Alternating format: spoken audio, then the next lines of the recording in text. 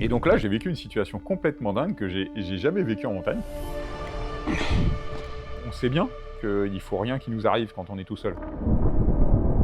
Et là, bien sûr, du point de vue moral, je peux concevoir que ce soit pas acceptable.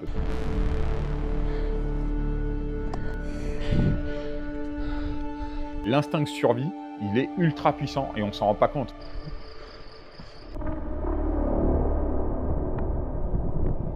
On est par nature des êtres qui ne sont pas raisonnables.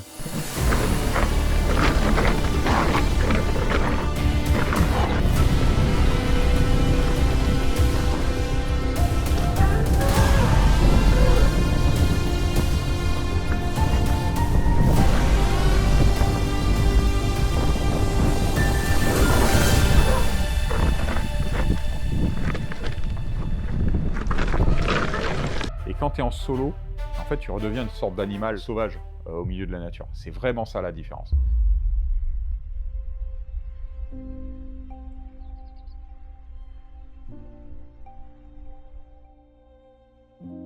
À la base, il ne devait pas du tout y avoir de vidéo sur cette sortie. C'était juste une sortie d'entraînement, mais qui en fait a été beaucoup plus compliquée que prévu. Et je me suis clairement mis en risque à certains moments. Et si je fais une vidéo, c'est suite à une grande quantité de commentaires que j'ai eu sur un petit réel que j'ai publié de cette sortie, et qui m'a fait prendre conscience qu'il y avait vraiment un décalage entre ce que je faisais, ce que je pratiquais, et la façon dont je le vivais, et la façon dont les gens parfois le considéraient. Notamment sur tout ce qui concerne l'aspect prise de risque. En gros, les interrogations principales des gens, c'est premièrement, quel est l'intérêt? Deuxièmement, pourquoi tu te mets en risque? Pourquoi tu mets ta vie en jeu là-dedans? Troisièmement, ce type de risque est inadmissible du fait de la potentielle mise en danger des sauveteurs qui viendraient te chercher et du coup pour la société. Quatrièmement, il y a le fait que c'est n'importe quoi de partir en solo en montagne. Cinquièmement, le fait que dès qu'il y a des conditions qui ne sont pas idéales en montagne, on est censé faire demi-tour.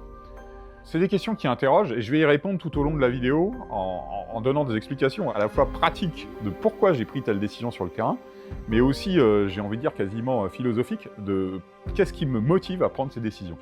Et moi, en fait, ce genre de commentaires, dans l'absolu, ça me choque, parce que c'est une façon d'annuler ton libre arbitre. Parce qu'à l'heure actuelle, on se trouve dans une société dans laquelle prendre des risques, c'est connoté très négativement du point de vue moral. Mais ça n'a pas toujours été le cas dans l'histoire de l'humanité, hein. Il y a eu plein de sociétés, et même, j'ai envie de dire, la majorité, au sein desquelles on considérait que prendre des risques, c'était quelque chose de valorisant. Que ce soit pour explorer, pour partir à l'aventure, que ce soit dans un cadre militaire ou guerrier ou ce que vous voulez, que ce soit dans le cadre entrepreneurial. Ça c'est encore le seul risque, entre guillemets, que la société actuelle accepte. Celui-là, ça va, moralement. Voilà. Je suis parti pour une petite sortie d'entraînement. Faire l'Arbizon en mode rush. L'Arbizon, c'est un sommet que j'ai déjà fait par quasiment toutes les faces, que je connais très bien. Je l'ai fait en été, à pied, en vélo, en hiver, en ski, par la face sud, par la face nord, par l'arête, enfin bon. Par contre, il y a toujours une part d'impondérable en montagne, et ça, on va y revenir. Et il ne devait pas y avoir de vidéo, simplement parce que déjà, j'avais pas pris de matos vidéo. C'était censé être une sortie d'entraînement. Enfin, c'était pas censé, c'était une sortie d'entraînement. J'avais juste pris une petite caméra embarquée. Et là, je suis dans les nuages, je me suis pris une bonne pluie. Et ce soir, il prévoit des orages. Enfin, ce soir, de midi. Faut pas que je traîne.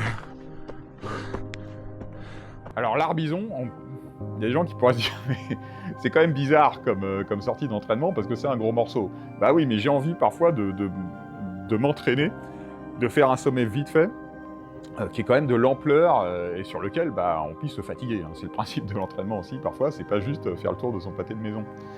Et c'est vrai que l'Arbizon, c'est un gros morceau, c'est 1450 mètres de dénivelé. En haut, on n'est pas loin de 3000 mètres, on est à 2800 et des brouettes. C'est un sommet aussi très isolé sur lequel il peut y avoir rapidement des problèmes de météo, ça peut changer très vite. C'est vraiment très humide. Et en plus, il fait super chaud. On est en canicule en fait. Ouais, c'est déjà en train de bourgeonner là-haut. Allez, on traîne pas. On était dans un des épisodes de canicule de cet été, il était ultra chaud.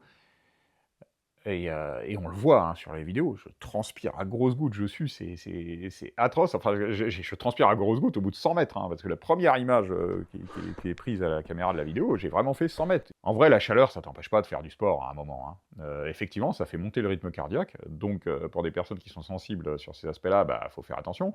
Mais il y a un moment, bah, c'est juste à toi de t'adapter. Hein. Ça fait monter le rythme cardiaque, mais toi, bah, il suffit que tu montes un peu moins vite et ça équilibre. Par contre, c'est vrai que chaleur comme ça, surtout la chaleur humide, là, quasiment tropicale, ça te fatigue beaucoup plus vite. Donc dès que je pars, je comprends que je vais en chier aujourd'hui. Mais il y a des jours, je sais pas si ça vous le fait, mais il y a des jours où on n'est pas très motivé, et il y a des jours où tu sais pas pourquoi, tu as l'impression d'avoir bouffé du lion, et tu as vraiment, vraiment envie d'y aller. Et là, on était dans un jour comme ça. J'ai pris le Moonraker parce que j'ai cassé la roue à l'arrière du Zerod. J'attends la livraison des rayons là. Un des principaux risques en montagne, c'est la météo. Là, j'avais, comme d'habitude, bien sûr, je consulte la météo sur des sites, et notamment sur Météo Blue, qui est un site que je trouve qui est très fiable, et qui est très fiable localement. Alors bien sûr, les prévisions météo, c'est pas une certitude absolue. D'ailleurs, on va le voir aussi après. Et Météo Blue, il y a l'autre avantage, c'est qu'en fait, tu as l'altitude des nuages, tu as l'altimétrie des nuages. Tu as très peu de sites qui le donnent. C'est pratique pour savoir si tu vas être au-dessus des mers de nuages aussi, notamment. Ou pour savoir si le haut du sommet est dans les nuages. Le haut des sommets dans le nuage, c'est quand même beaucoup moins intéressant d'y aller. Et en fait, là, ce jour-là, sur Météo Blue, ils annonçaient des orages, mais ils annonçaient des orages à partir du milieu d'après-midi. Donc moi, je suis parti assez tôt le matin, je m'étais dit, j'y vais vite fait, je redescends, et normalement, ça passe avant l'orage. C'est sûr que là, même en partant de la voiture, j'ai senti qu'il y avait une ambiance météo assez étrange. Et tout de suite, ça m'a inquiété, j'avoue. Et donc là, je me retrouve d'abord dans de la brume au départ, qui n'était pas prévue du tout. Il était censé faire beau. Je suis dans la brume pendant longtemps en dénivelé, hein, pendant plusieurs centaines de mètres de dénivelé. Et en fait, le fait d'être dans la brume, c'est assez flippant. Là, la météo est dangereuse parce que cette brume, elle cache les nuages d'orage en formation. Donc je sais pas si la météo est menaçante ou pas, quoi. Et ça, c'est un peu ma hantise, c'est-à-dire que tu es dans la brume en montagne et que d'un coup, tu entends un coup de tonnerre, et tu sais pas d'où il vient, tu sais pas où est l'orage, tu sais pas si tu es vraiment en risque. Donc la brume, c'est un peu inquiétant. Je me demande si la mer de nuages monte pas en même temps que moi. Elle avait l'air pas épaisse en bas, mais là, je commence à avoir déjà sorti du dénive. Hein. Et c'est aussi inquiétant parce que ça veut dire qu'il y a une très forte évaporation du point de vue du sol et que c'est très humide, et que donc forcément c'est un contexte très orageux. Après l'orage, tant que tu es à basse altitude, c'est pas objectivement vraiment risqué. On va reparler des risques liés aux orages ensuite quand on va rentrer dans le vif du sujet. Ah, je crois que je vois le bout des nuages. Ça y est. Ah, on vient de quitter la mer de nuages. Ah, elle était épaisse, hein, celle-là. C'est magnifique. Absolument magnifique. Pour l'instant, il n'y a pas de risque d'orage en vue. Ah, je me refais rattraper par la mer de nuages, là. C'est la course, en fait. C'est bizarre. J'ai rarement vu une météo comme ça. D'habitude, c'est stable, une mer de nuages. Ça peut monter ou descendre dans la journée, mais de façon constante, quoi. Et là, c'est assez étrange, c'est-à-dire que c'est vraiment une mer de nuages, c'est-à-dire qu'il y a des flux et reflux comme des vagues, des énormes vagues de nuages sur des grandes échelles de temps. Et là, ce que je me dis à ce moment-là, je devrais pas le dire là en vidéo, mais je le dis. Je me dis, cool, ça va rendre la journée plus intéressante, quoi. On va me dire, ouais, t'es inconscient, tu prends des risques pour le plaisir. Mais d'une certaine façon, oui, un peu. Et c'est ça la pratique de la montagne. C'est l'essence même de la pratique de la montagne. D'ailleurs, je donne souvent cette citation de Messner, qui est quand même un des plus grands alpinistes qui existait et qui est toujours vivant, je le précise. Hein, c'est un des rares qui soit pas mort en montagne. Souvent, les alpinistes finissent malheureusement par décéder en montagne. Mais en règle générale, dans des avalanches. Hein, c'est le cas le plus courant. Et Reinhold Messner a dit, sans risque, il n'y a pas d'aventure. Et c'est vrai. Mais par contre, ce qui est marrant, c'est que récemment, j'ai entendu une autre citation. Alors, je sais pas de qui elle est, celle-là. Si vous savez, dites-le en commentaire.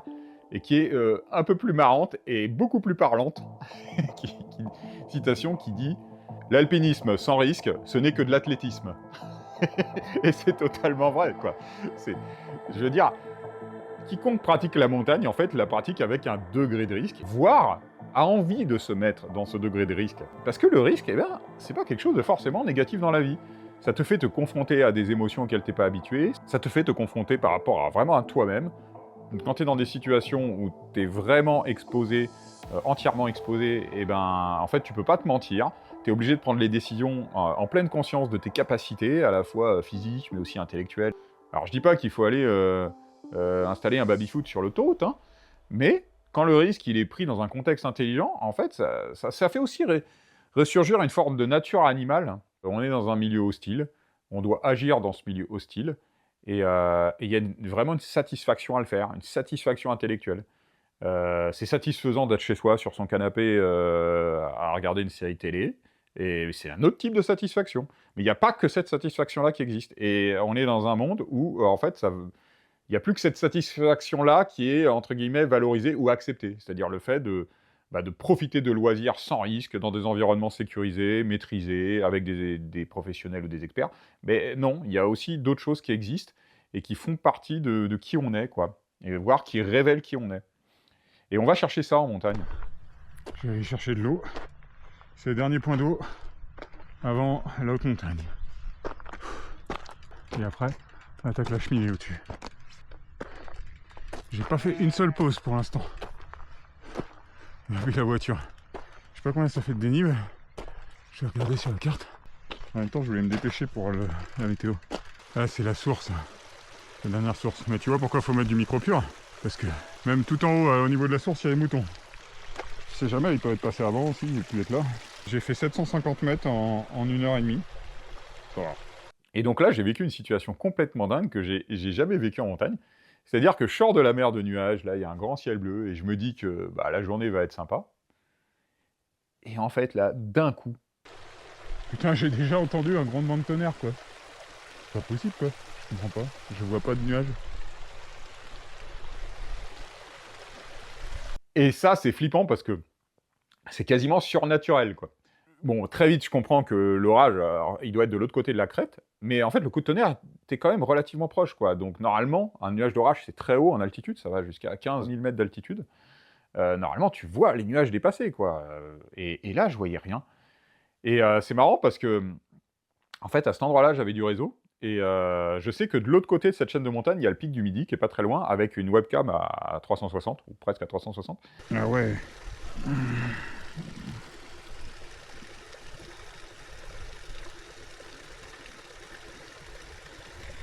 Bon, il est énorme l'orage, on dirait. Bon, je pense qu'il a l'air plus au sud. Et je vois l'orage arriver sur ma zone. Je le vois en direct sur la webcam du pic du Midi. Là, on le voit bien, là. Et là, qu'est-ce que je fais? Et c'est ça que beaucoup de gens n'ont pas compris. Bon, allez, on va tenter. On va tenter de continuer. C'est vrai que ça peut sembler contre-intuitif, mais pour moi, en fait, en prenant cette décision, je prends pas de risque. Je prends simplement le risque de me mettre dans une situation désagréable, mais pas dans une situation où je me mets en péril. Pourquoi? Ben là, on va venir aux risques qui sont liés aux orages. Alors, l'orage, c'est un événement climatique vraiment extrême et qui provoque beaucoup de choses. La première chose, et ça les gens n'y pensent pas souvent, mais en montagne c'est quelque chose de vraiment primordial, quand un orage passe, il provoque une baisse de température très importante. Ça peut être de l'ordre d'une dizaine de degrés, voire plus parfois. Et quand tu es en plaine, c'est pas très grave, mais quand tu es en montagne, tu peux te retrouver à des températures d'un coup très très froides. Ça m'inquiétait pas, parce que j'avais doudoune et veste d'alpi dans le sac. Donc autant dire que je m'en fichais un peu. À bord de la cheminée.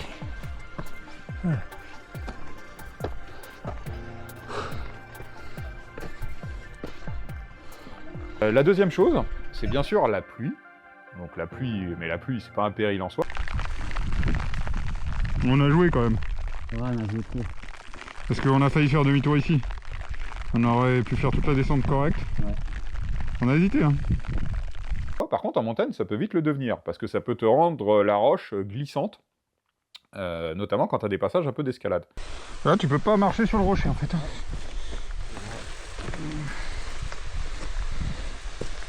Ah. C'est pas grand-chose, mais tu passes difficile dès que c'est mouillé. Hein. Donc ça, faut le prendre en compte aussi. Et ça, je l'avais en tête. J'espère qu'elle va pleuvoir. Parce que descendre ça mouillé, c'est pas bon. Mais bon, c'est tellement facile que même avec de la roche mouillée, je considérais que je pouvais le descendre sans problème.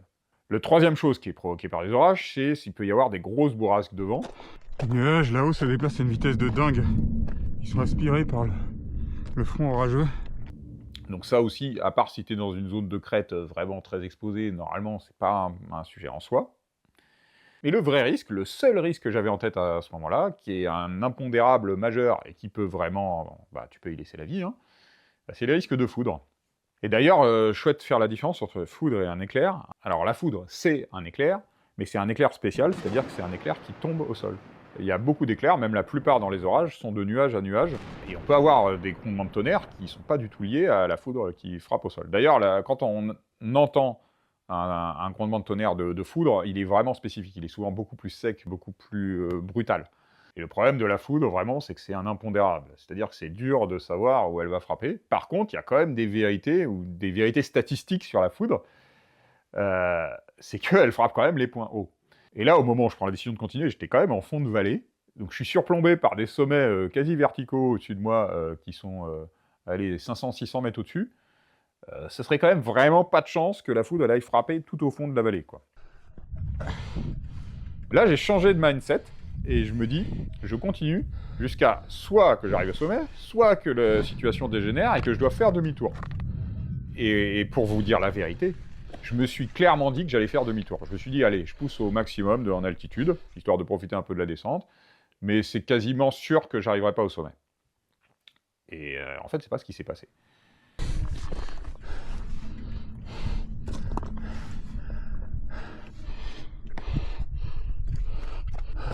Il y a une très grosse différence entre prendre des risques de façon consciente ou prendre des risques de façon inconsciente. Quand on prend des risques de façon inconsciente, ça veut dire qu'on ne comprend pas l'environnement dans lequel on est, on ne comprend pas les dangers. Et là, bien sûr, du point de vue moral, je peux concevoir que ce ne soit pas acceptable, parce que ça veut juste dire qu'on n'est pas en capacité de comprendre ce qui peut nous arriver, et c'est une prise de risque qu'on n'aurait pas forcément prise si on en était conscient. D'ailleurs, les secours en montagne le constatent. En fait, ils interviennent très rarement sur des secours complexes de gars qui sont dans des situations de sport extrême, dans des environnements, des circonstances de fou. La plupart des secours en montagne, ils se passent pour secourir des personnes qui ont un niveau pas forcément énorme, ou qui sont pas partis avec le bon équipement, qui n'ont pas, pour le coup, connaissance des risques, c'est-à-dire des gens qui sont vraiment en inconscience, pour le coup. C'est-à-dire des gens qui ne comprennent pas l'environnement et les risques qu'ils ont pris. Et sur les secours en montagne, quand j'entends que les gens s'offusquent du fait qu'on leur fasse prendre des risques en montagne, pour les côtoyer un peu, c'est quasiment tous, alors faut pas faire de généralité, mais pour la plupart, c'est des passionnés de sport de montagne, c'est des passionnés de sport de montagne à très haut niveau, et c'est parce qu'ils sont passionnés de sport extrême ou de performance extrême qu'ils font ce métier. C'est pour pouvoir pratiquer leur passion d'une manière utile. Et à titre perso, je trouve ça vraiment admirable, et je trouve ça hallucinant de remettre en cause en permanence le rôle des secours en montagne. Et les secouristes en montagne, ils ont vraiment aussi conscience du fait que la montagne comporte une part d'impondérable, que le risque est une partie intégrante de la montagne. Oh.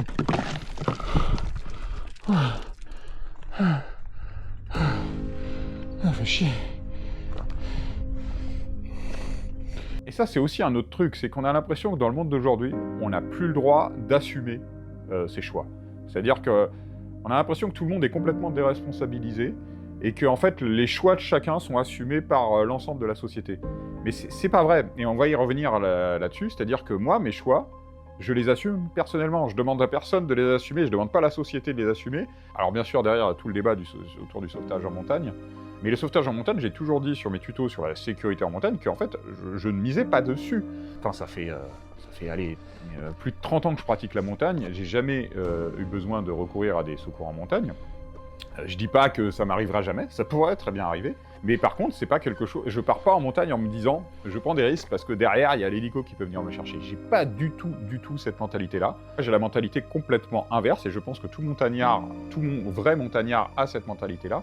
C'est-à-dire qu'on se dit, s'il m'arrive une merde, il faut que je sois en mesure de me débrouiller tout seul. Et d'ailleurs, les équipements que je prends prennent en compte ça. C'est-à-dire que là, par exemple, même si je suis parti en mode entraînement vite fait sur une journée, j'avais dans mon sac de quoi passer une nuit entière en montagne. Hein. C'est-à-dire que Là, au démarrage, il fait 35 degrés, on est en canicule. Dans mon sac, j'ai une doudoune, j'ai une hardshell, donc c'est les vestes d'alpinisme. J'ai une lampe frontale, j'ai des couvertures de survie, j'ai du micro-pur pour pouvoir récupérer de l'eau sur le terrain et boire. J'ai des antidouleurs très puissants, j'ai divers types de médicaments. J'ai la carte sauvegardée dans le téléphone. Alors avant, je prenais les cartes papier, maintenant c'est devenu un peu désuet.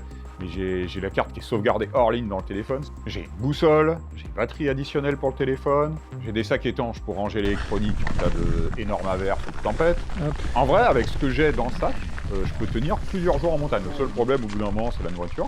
Mais je peux vraiment tenir à une tempête, je peux tenir à des températures en dessous de zéro, je peux tenir à des nuits en montagne, là.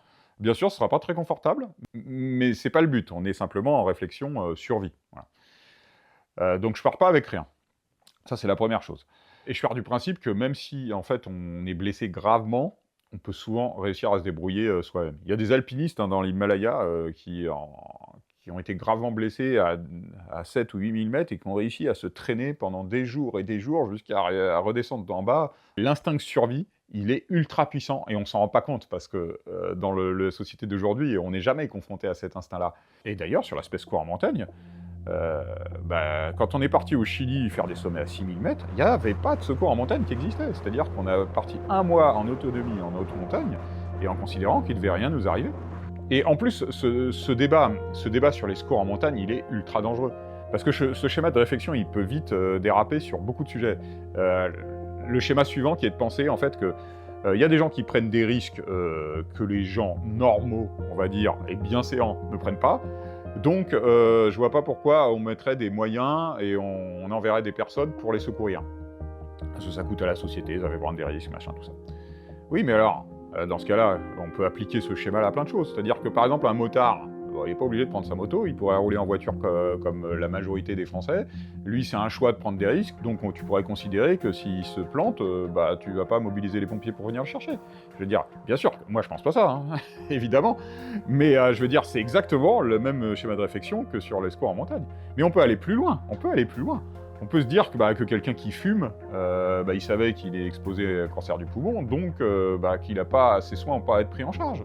On peut même aller encore plus loin. On peut se dire que quelqu'un qui boit un peu, qui prend de la charcuterie, qui a une hygiène de vie, en fait normale, quoi, comme la plupart des gens, il prend des risques aussi, hein, par rapport à quelqu'un qui mange que des carottes et qui boit du lait. Enfin, j'en sais rien. Donc en fait, ce raisonnement, il n'est pas applicable. Il est juste caduque parce qu'en fait, il est ultra dangereux. Il n'y a pas de moralité dans le fait d'aller sauver des gens ou pas sauver des gens. Il y a le fait qu'il y a des gens à secourir, ou à soigner, ou à prendre en charge, et qu'on le fait, parce qu'en fait, on n'est pas des barbares, quoi. Et je veux dire, mais quel est ce monde-là que souhaitent certaines personnes? Moi, ça me surprend, quoi, tu vois.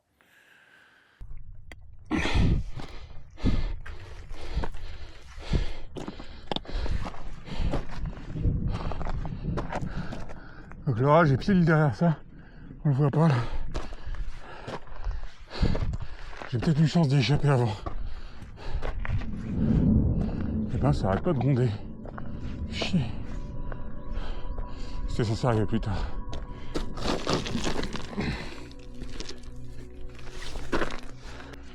Et je vais au moins 1h30 pour aller en haut. Là, il faut absolument que l'orage passe à côté. Parce que 1h30... Et plus je monte, bien sûr, plus je me dis qu'en fait, je commence à être exposé à la foudre. Alors l'Arbizon, il a cette particularité aussi que la face principale par laquelle on monte, en fait, elle est aussi vallonnée. C'est-à-dire qu'on est dans un creux, on est surplombé, pareil, par des pics rocheux ou des falaises. Donc d'une certaine façon, c'est quand même relativement protecteur. Et à ce moment-là, je me sens pas vraiment en risque. C'est quand même bien noir. Je suis juste au bord. Si je décale un peu vers l'ouest, c'est bon. Il peut aussi grossir dans toutes les directions. Je sais que par contre, à partir du moment où le sentier commence à arriver sur la face finale de la face, qui elle est vraiment nue, où il n'y a plus rien au-dessus, et encore pire, à partir du moment où le sentier arrive sur l'arête, là c'est hors de question que je me retrouve ici avec un orage. Hein. Soyons clairs. Là ça va encore. Je suis pas vraiment exposé à la foudre ici, mais dès 200 mètres plus haut, là ça sera plus la même. Là. Et ce qui est clair par contre, c'est que plus je monte en altitude, plus je prends des risques. Alors c'est dur de mesurer à quel niveau ça devient un risque vraiment important, à quel niveau il est négligeable. Et c'est pour ça qu'à un moment, je me dis, quand je commence à être dans cette zone grise, à plus très bien savoir, et bien là, en fait, j'applique une autre règle qui est de me dire, je peux faire demi-tour et être très rapide pour commencer à redescendre. Ouais, je surveille. Je suis prêt à changer le sens à partir de la descente. Allez, en 5 minutes. Et d'autant plus rapide que je dispose d'un vélo. Putain, la mer de nuages est quasiment vite dégagée. Je comprends plus rien à la météo là.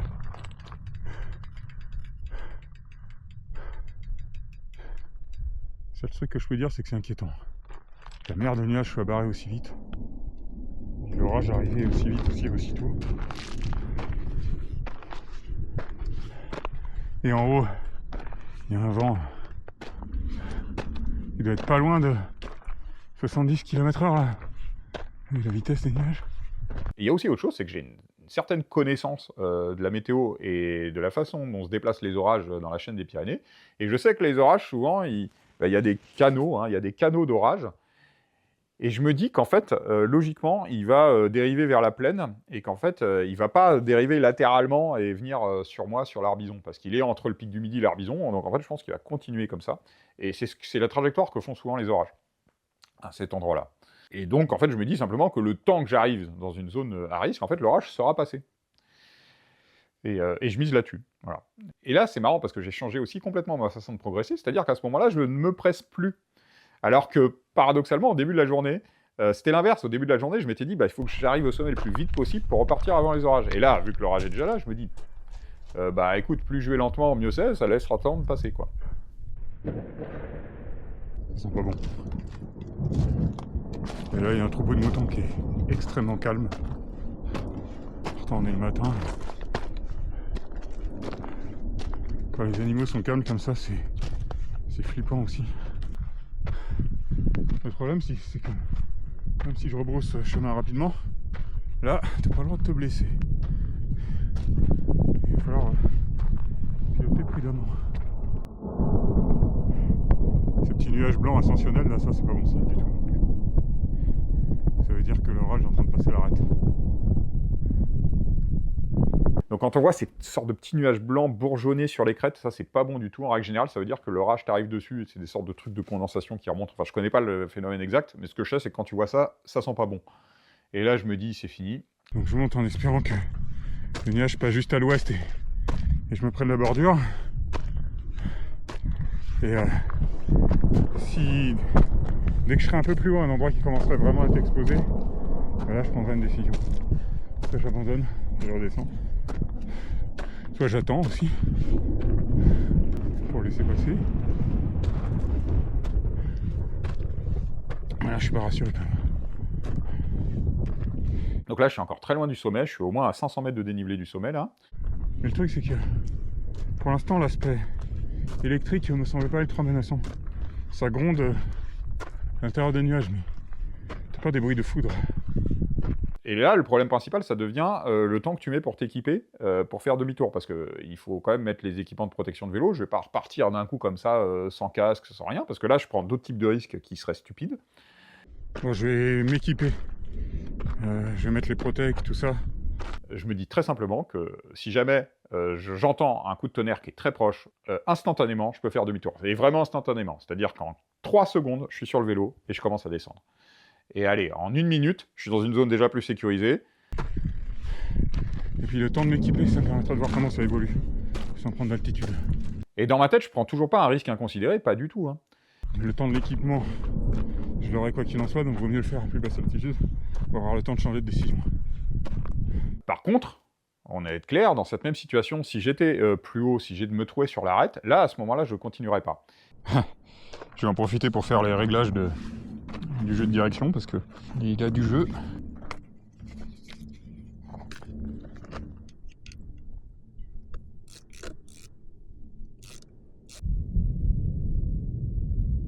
Et en fait, ça s'est passé tellement vite, c'est-à-dire je vois les nuages bourgeonner, et puis en fait, hop, ils ont disparu, et je vois bien que tout le mouvement de la masse de nuages au-dessus, elle est en train de dériver, et que le ciel bleu est en train de réarriver.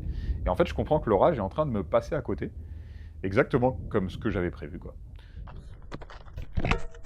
Là, c'est le pic de l'Arbizon, et l'orage est bien passé, effectivement, là, il est en train de le dépasser. Oh, trop cool. Trop cool. Ça veut dire que là, j'avais raison de penser qu'il allait juste nous éviter. Donc voilà, donc j'ai vraiment changé beaucoup de choses dans le mindset au fur et à mesure de la sortie. Et c'est-à-dire qu'à aucun moment, clairement, je pris un risque inconsidéré. Le vrai risque, par contre, c'est en fait, et ça je l'ai en tête aussi, mais c'est la succession d'incidents.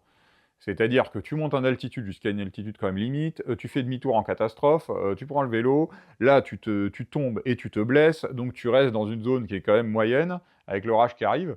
Oui, il y a toujours ça qui est... Mais bon, ça voudrait dire quand même c'est une succession de probabilités peu probables.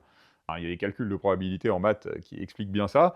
Je vais dire des conneries si je fais ça quand mais c'est d'une certaine façon exponentiellement moins probable, quoi. Donc à un moment donné, voilà quoi. Voilà, j'ai l'impression qu'il y en a un deuxième en formation. Donc de toute façon, là, dans les journées comme ça, quand c'est ultra humide, ultra chaud et orageux, enfin, il y a des orages qui se forment partout autour de la journée. Simplement, ils ne se forment pas au même endroit, au même moment. Mais je sais qu'avant la fin de la journée, il y en aura un qui va péter ici. Donc là, j'en ai un qui vient de me frôler. Ça veut dire que j'ai un créneau. Parce que l'air il est un peu refroidi, tout ça, en règle générale, ça va pas repéter tout de suite au même endroit. Donc j'ai un créneau, il faut que juste que je me grouille. Bon allez, c'est reparti. La mer de nuages avait disparu. Et elle revient jusqu'à moi, quoi. C'est dingue. L'évolution nuageuse, elle est vraiment complexe là.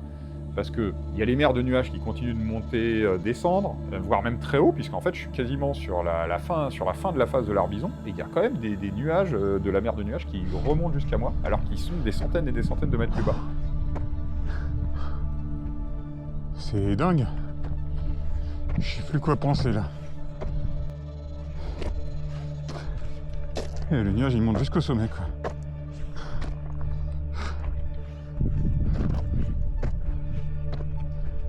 Je crois que j'ai bien fait de prendre un manteau aujourd'hui. Il y en a un autre au loin, dans formation. Mais du coup, pour moi, là, je suis vigilant, et à partir du moment où tu gagnes en altitude, tu gagnes aussi en visibilité. Ouais, les prévisions météo sont pas réjouissantes. On est en plein dans... On est en plein dans la merde. Bon. Il y a un vent de fou, là. Wow.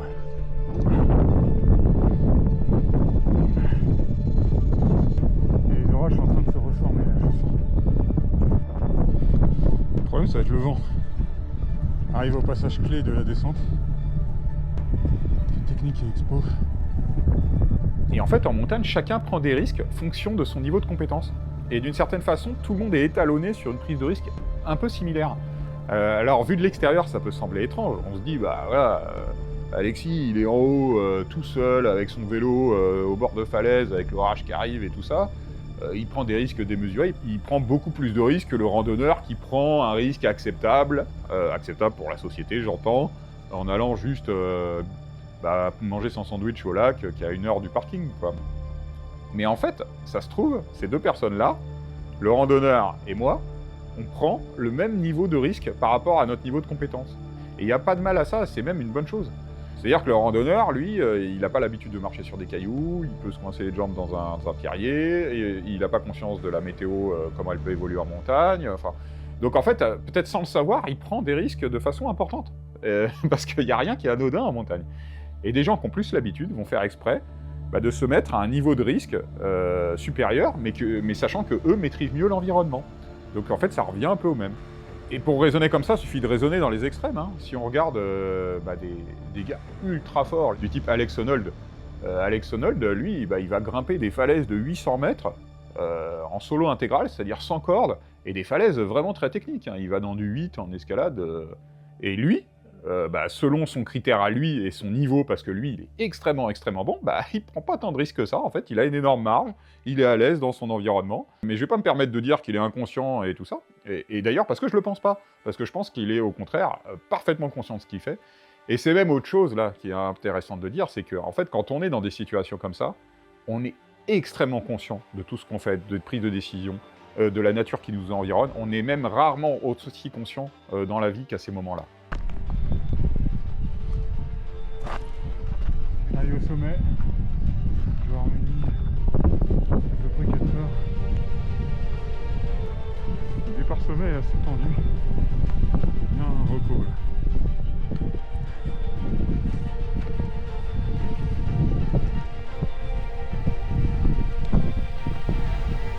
l'orage de ce matin là-bas.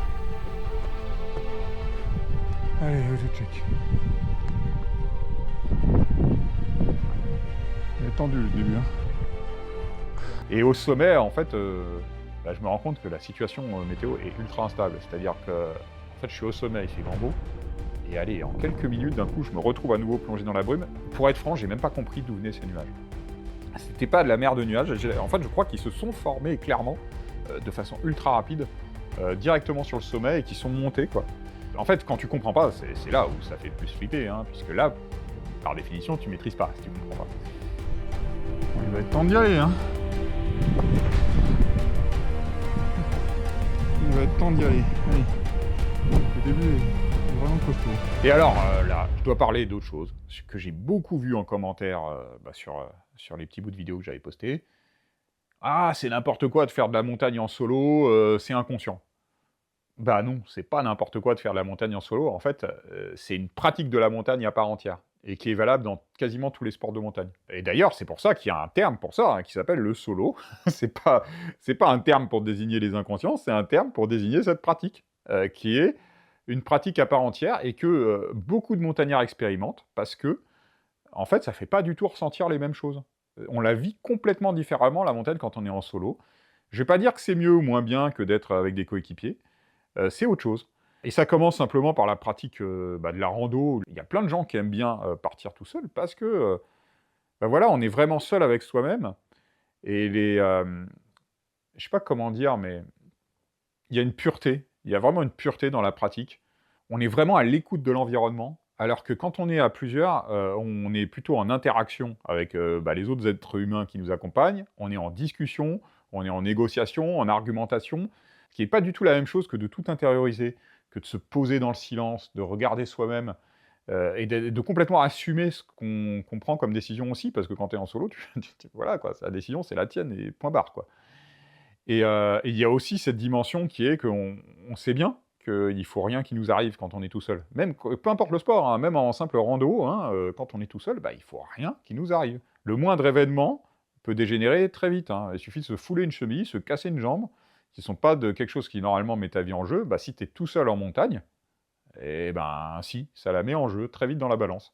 Donc il n'y a pas besoin de faire du VTT extrême pour prendre ce genre de risque. Et comme je dis, c'est intéressant de pratiquer en solo, et à titre perso, je fais exprès des fois de pratiquer en solo pour ressentir ça, pour ressentir la montagne de façon beaucoup plus intense, pour ressentir la nature, pour avoir l'impression d'être vraiment à l'intérieur de la nature, d'être étroitement lié.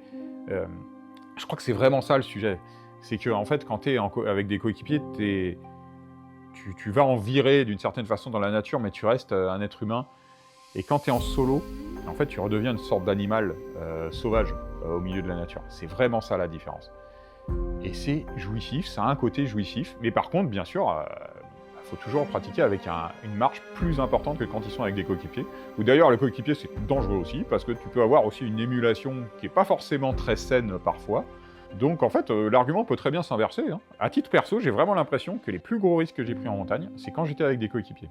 D'ailleurs, je vous renvoie à ma vidéo de cet hiver sur la descente à ski de la face nord du pic du Midi, où on était avec 2 coéquipiers, et où là, en fait, on a pris des risques très largement supérieurs à ce qu'on aurait pris si on était tout seul. Enfin, du moins, je parle pour moi. J'aurais jamais tenté ce qu'on a tenté à ce moment-là. Et là, c'est clairement un effet pervers, hein. C'est-à-dire que sur cette sortie-là, je sentais, en fait, mes coéquipiers avaient pas peur, étaient confiants, avaient des hypothèses en tête sur la qualité de neige et tout ça, qui n'étaient pas les miennes et tout. Et à un moment, je me suis dit, ils ont l'air sur d'eux, écoute, je vais faire confiance à leur expérience, et même moi, si j'y arrive pas, bon, allez, j'y vais. Et puis au fond de toi, t'as aussi ce truc-là, que t'as pas envie de paraître froussard ou peureux, quoi, et tu te forces, quoi. Et ça, c'est pas bon. Et quand t'es en solo, tu l'as pas du tout, ça. Quand t'es au solo, t'as aucun problème à faire demi-tour. Il n'y a plus d'ego. Et il n'y a plus que tes sensations. Il n'y a plus que ça qui compte. Donc non, voilà, c'est pas une pratique inconsciente, c'est une pratique au contraire encore plus consciente.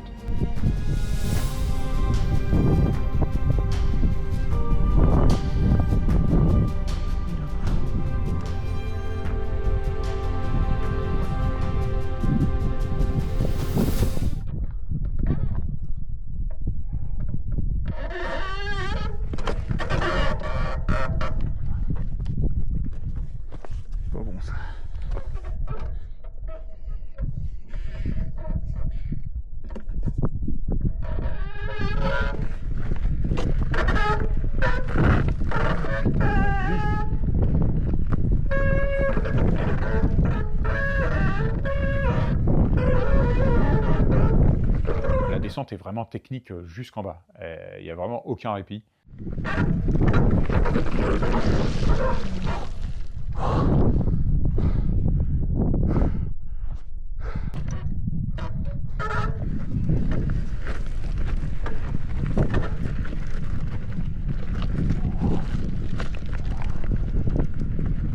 Et en plus, c'est que c'est un terrain qui est un peu dégueulasse, parce qu'il y a toujours une sorte de poussière sur cette montagne qui rend tout glissant. Notamment les appuis avant en vélo sont ultra durs à prendre.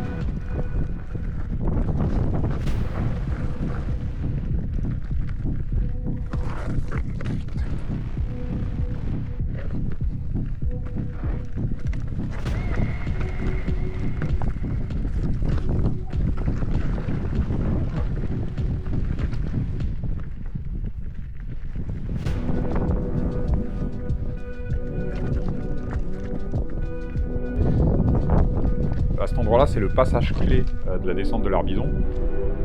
Bon, je vais essayer de faire l'intégrale de cette arête. D'habitude, on fait que la moitié. Je m'arrête juste là, au chaud et je tourne un peu. Et là, j'ai repéré une ligne. Et là, en vrai, j'ai passé beaucoup de temps à vraiment analyser le terrain, à retirer un petit bout de rocher qui pouvait potentiellement me gêner. Quand on part mal en dérapant, après, on enchaîne mal. À droite, c'est bien expo. À gauche, un peu aussi.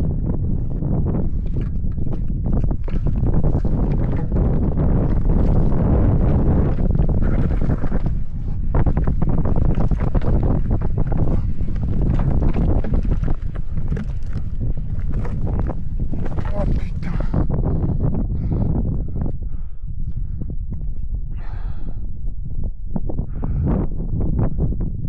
C'est précis, ça va bien, j'enchaîne.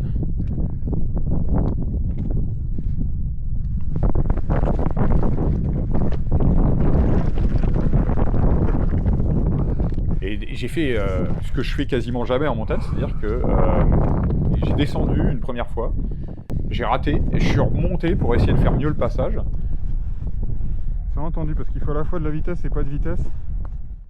Sachant qu'il y avait quand même, j'étais tout seul, il commençait à être un peu tard, et puis il y avait tout l'impondérable de la météo autour. Et là, à ce moment-là, je suis encore très haut en altitude. Puisqu'on est juste sous le sommet, on doit être allé à 2007, quelque chose comme ça, quoi. Donc il me reste encore 90% de la descente à ce moment-là. Hein. Et je me revois très bien. Ça faisait au moins 20 minutes que j'étais en train de parcourir ce bout d'arrêt, de bouger un petit bout de rocher, de machin, tout ça, et de réfléchir. Et je me revois très bien à un moment me poser, regarder la météo autour et me dire « Là, Alexis, tu déconnes. » Parce que la météo, elle est quand même super instable. Et là, tu es en train de passer une demi-heure pour passer 5 mètres de plus, quoi. J'ai percuté ça d'un coup et je me suis dit « Là, c'est pas raisonnable. » Donc, allez, on stoppe là, je fais un dernier essai de passage, et c'est tout. Et si ça passe pas, tant pis.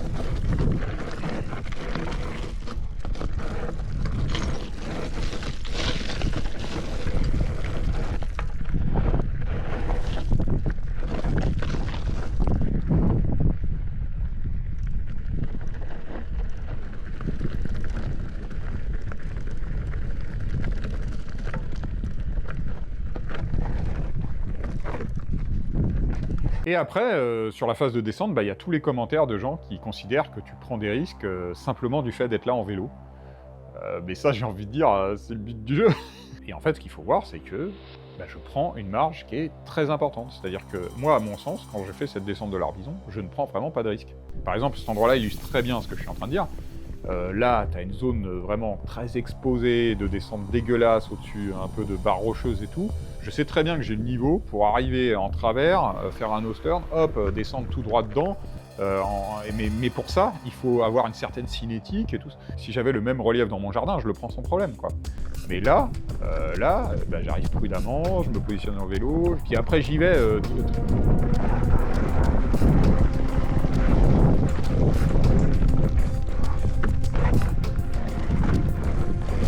En fait, je suis ultra prudent, quoi.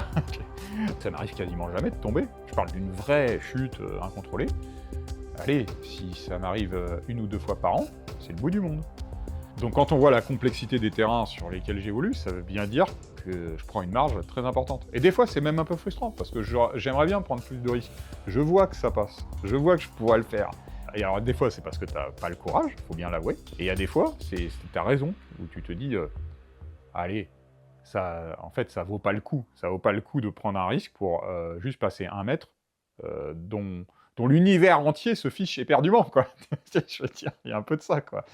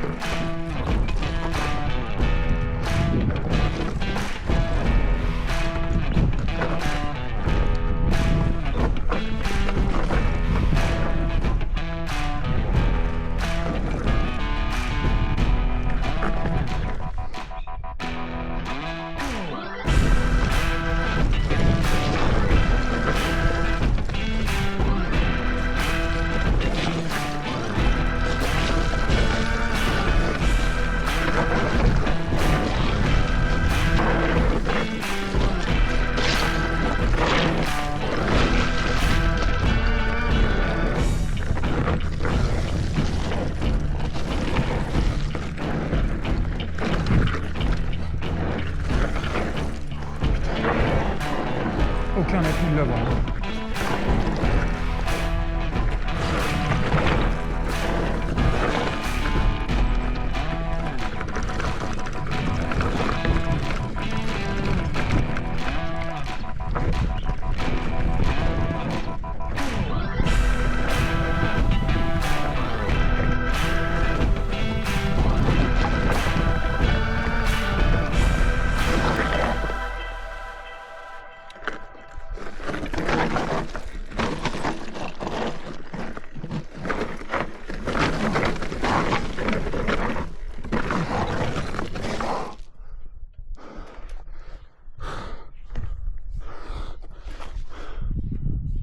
C'est pas mal ça.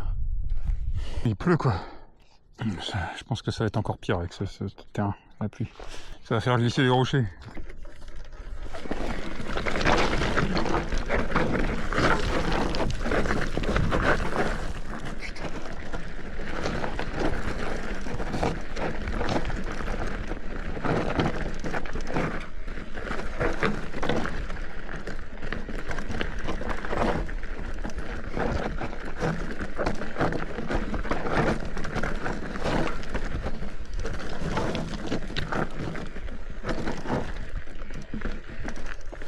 Voilà la cheminée.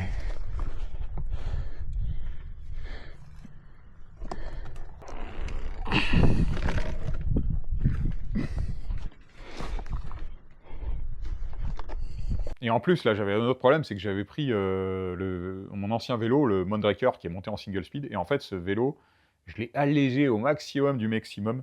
Il est même plus à 12 kg, là. Et du coup, sur ce vélo, en fait, alors, il est tellement léger qu'il est instable. Il est un peu erratique, il est pas bien collé à certains moments, il rebondit, enfin...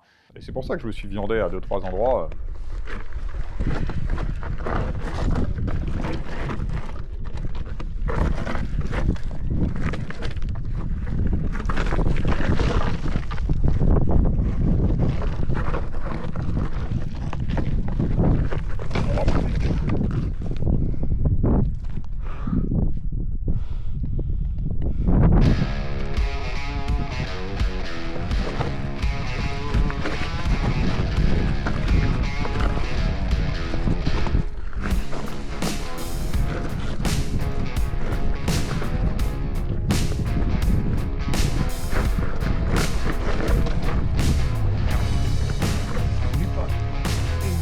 C'était le centre.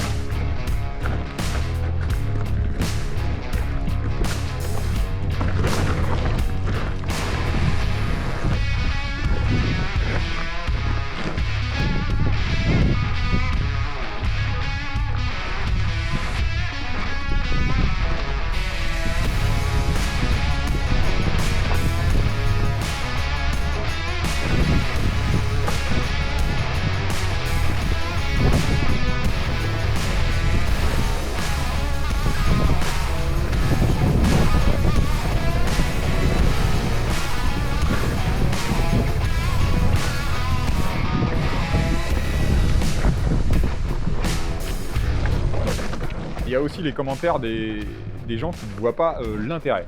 Quel est l'intérêt de ça? Ce commentaire m'a toujours choqué parce qu'il revient assez régulièrement. Il n'y a que très récemment que j'ai compris pourquoi ça me choquait. C'est-à-dire, il suffit juste de renverser le truc, c'est-à-dire de... En fait, c'est le mot intérêt. Le mot intérêt, il est hallucinant. Parce que si tu renverses la phrase, ça veut dire que la personne qui fait ce commentaire ne fait des choses dans la vie que par intérêt. Et ça, c'est ultra triste. Parce que, je veux dire, personne ne fait des choses que par intérêt. Même des choses anodines. Tu regardes pas la télé par intérêt. Ou alors, c'est vraiment pour regarder un documentaire spécifique pour s'instruire. Mais sinon, je veux dire, la plupart des choses qui sont plaisantes dans la vie, qui sont marquantes, qui sont importantes, en fait, on les fait pas par intérêt. Et encore, j'ai envie de dire, dans ce cas-là, la vie sert à quoi, quoi? Il n'y a aucun intérêt, même à la vie elle-même. Enfin, donc, en fait, c'est une question qui n'a juste pas de sens. Et en fait, on est par nature des êtres qui ne sont pas raisonnables. Et si on était raisonnable sur absolument tout ce qu'on fait, en fait, ça s'appelle pas une vie. Donc maintenant, c'est ce que je réponds. Je réponds systématiquement de la même façon aux gens qui mettent ça. Quel est l'intérêt? Je leur réponds très simplement, est-ce que tu fais tout par intérêt dans la vie?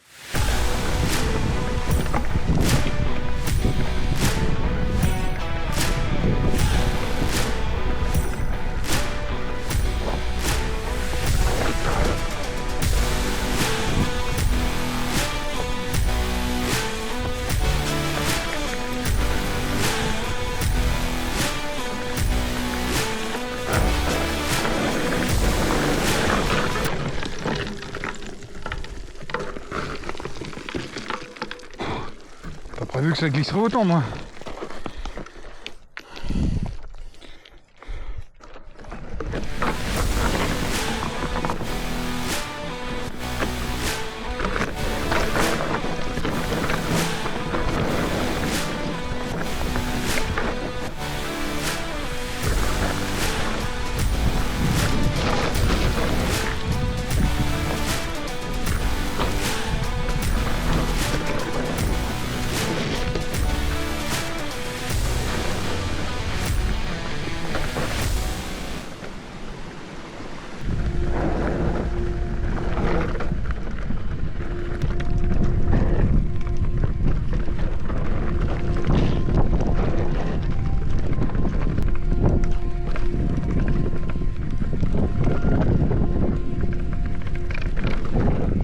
Et donc en conclusion de cette vidéo, ce que j'ai envie de dire, c'est que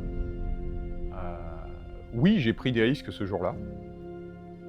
Non, c'était pas du tout de l'inconscience. Et si c'était à refaire, je le referais exactement de la même façon. Le seul moment, avec le recul, où je pense que c'était un peu borderline, c'était pas d'être en solo à haute altitude, c'était pas de prendre des terrains très escarpés en vélo, c'était pas de monter avec un orage qui arrivait. Parce que le vrai facteur de risque, pour moi, c'est quand j'ai passé une bonne demi-heure sur le bout d'arête sommitale à analyser et à essayer de passer simplement 10 mètres de plus en vélo. Chose que j'aurais jamais faite sur un sommet que je connaissais pas. Donc en fait c'est marrant parce que c'est pas du tout le sujet qui a été levé par les gens dans les commentaires des petits bouts de vidéos que j'avais mis. Pour moi le vrai risque c'était que en fait, j'étais dans un environnement que je connais un peu trop bien et que j'étais un peu trop à l'aise. Voilà.